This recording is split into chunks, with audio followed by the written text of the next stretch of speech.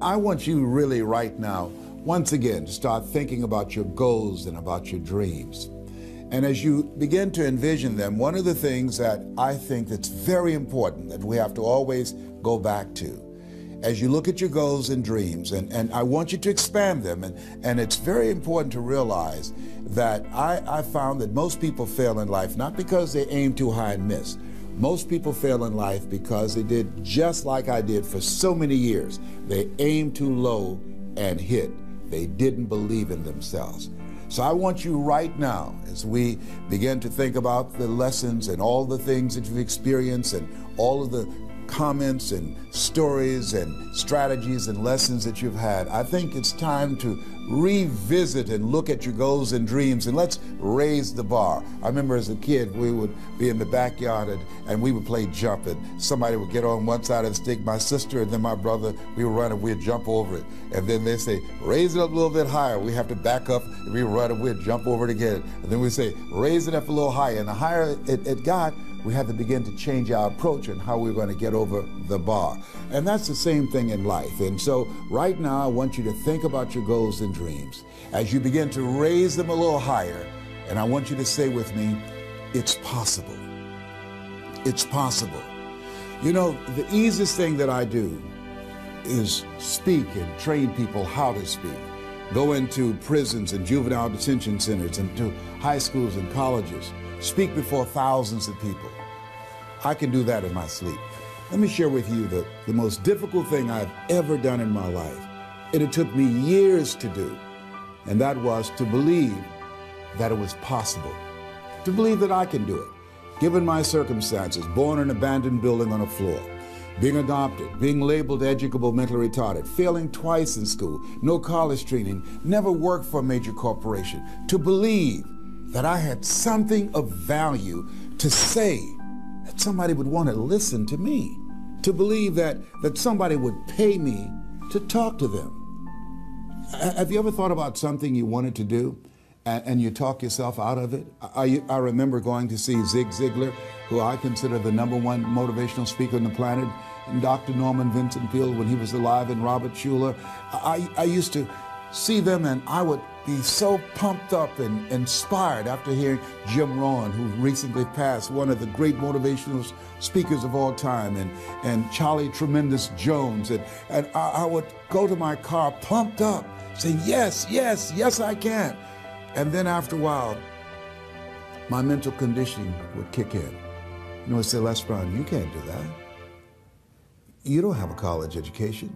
Les Brown, you can't do that. You don't even know who your parents are.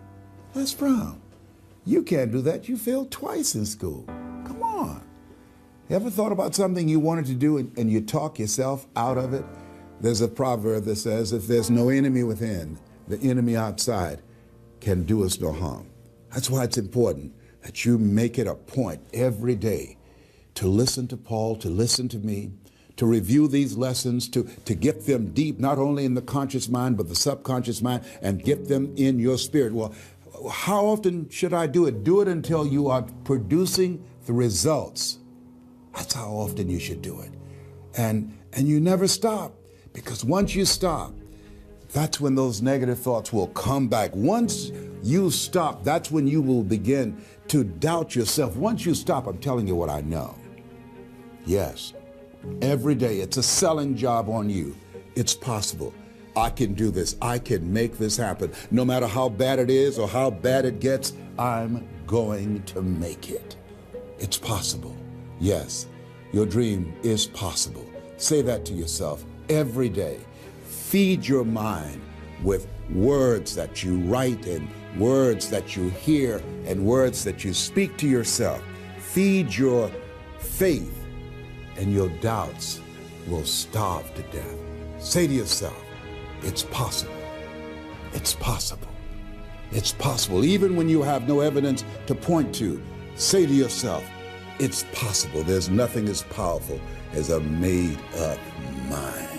It's a struggle sometimes to do that, especially when you have people around you telling you that it's not possible, that you can't do it. And they're constantly pointing out your failures of the past, constantly reminding you of all of the things that you don't have going for you.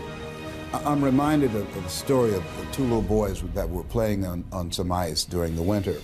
And as they got further out on this ice, one fell through the thin ice.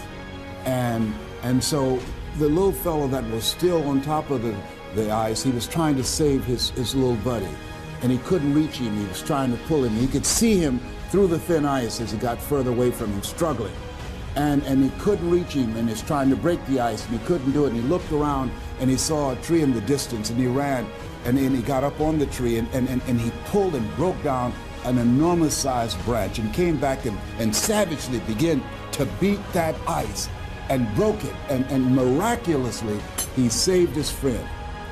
And when the paramedics came, and they were able to revive this little boy, they were scratching their heads. They're trying to figure this out. Said, how could this little pruny fellow go up in a tree and break off a branch this size and then come back and beat and break the ice and save his friend? They thought it was just miraculous. It was baffling. And an old guy who was there said, I can tell you how he did it. And they said, how? How did he do it? And he said, there was no one here to tell him that he couldn't do it. Whoa. What could you do? What could I do? What could all of us do if we did not have the naysayers in our lives?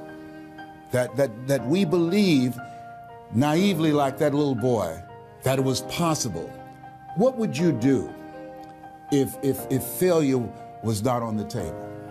Do you realize that 87% of people allow the fear of failure to outweigh their desire to succeed, because they've been convinced by the evidence, by being practical, by being logical, by being realistic. I did that. Leslie, yes? You're going to speak for corporations? Yes.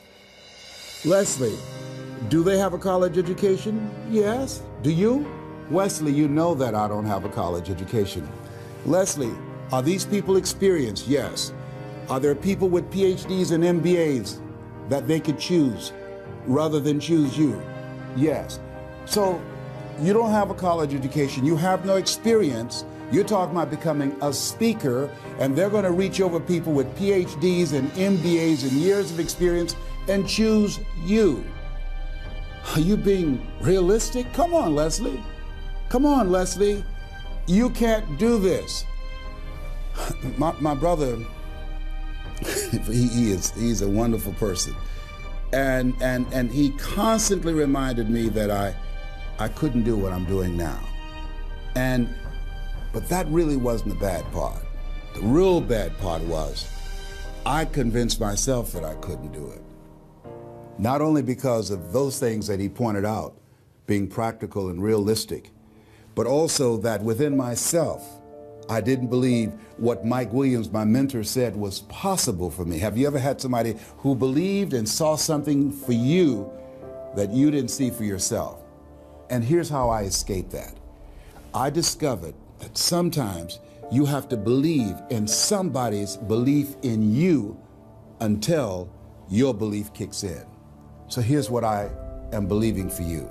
The goals that you right now have, the things that you have envisioned for yourself, this is a reflection, what you've done thus far and what you are engaged in doing. It's what's possible for you right now, but there's even more. You don't even know what's in the future. Eye has not seen, ear has not heard. If you believe in yourself, if you constantly remind yourself after every defeat, after every setback, every time you get knocked down, I've got a saying, if life knocks you down, try and land on your back, because if you can look up, you can get up. See, a lot of people, because of failure, they stop believing. Let me share something with you. You will fail your way to success. Yes, 8 out of 10 millionaires have been financially bankrupt. You will fail your way to success. It doesn't matter how many times you fail. It doesn't matter how many times people tell you that you can't do it. It doesn't matter if you don't have a dime in the bank. You will fail your way to success. What's very important is you're believing in yourself. You're constantly saying, somehow, some way, I'm going to make it. I remember a lady out of Detroit, Michigan. They call her Martha Jean the Queen. And she had a motivational message she gave all the time on the radio. And the question she would ask was, do you really want to win? Do you really want to win? And she said, if you really want to win in life, you've got to believe in yourself when no one else does. You've got to believe in yourself. See, it's easy to believe in yourself and to have faith if you have a good bill of health, if your relationship is working out fine, if you have money in the bank, if you have a secure job, if your mortgage note is paid current, if the children are acting like they have good sense.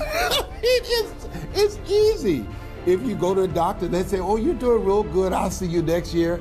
It's easy to have faith then. Let me tell you when it's really tough to have faith. When you lose your job, when you lose your retirement, when you go to the doctor and they look at you and say, you have cancer. Cancer is the most feared word in 7 different languages. That's when it's tough to have faith then. And that's when you need to call on your faith then. They said faith is the oil that takes the friction out of living. That's when you need to believe in yourself then and judge not according to appearances and say to yourself, it's possible. It's possible. I can make it. It's possible. I'm going to get through this. It's possible. I'm not going to allow this to get the best of me. Yeah. I don't know what you're up against. I don't know what you are facing, but here's what I do know. You've got something special. You've got greatness in you. And I know it's possible that you can live your dream.